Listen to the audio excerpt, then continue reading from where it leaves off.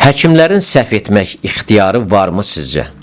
Cəmiyyət uğura alqış tutur, amma uğursuzluqları qınayır. Həkimlərə qarşı bu münasibəti dəyişmək üçün biz, yəni sıravi insanlar, həkim olmayanlar, ilk olaraq nədən başlaya bilərik? Səhv edən həkimi linç et mədəniyyəti sizcə bizi hara aparır?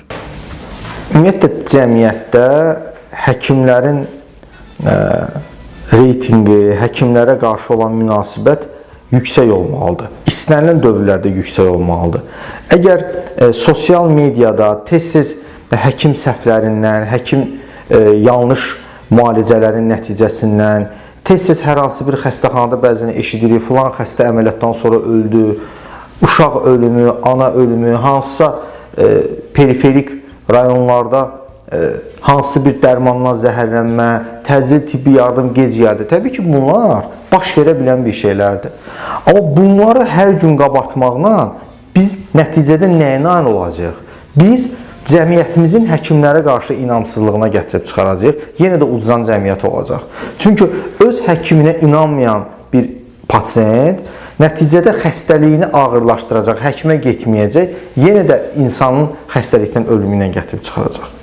Biz həkim olmayanlar nə edə bilər? Həkim olmayanlar mən tövsiyə edirdim ki, maariflənsinlər.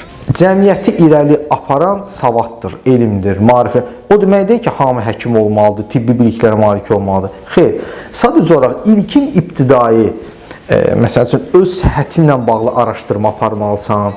Sən bir həkim tövsiyə edirlər, lap yaxşı, yaxşı həkimdir, uğurlu əməliyyatlar, uğurlu müalicələr var, lakin sən özün ona getməmişdən qabaq öz xəstəliyi araşdırmalısan.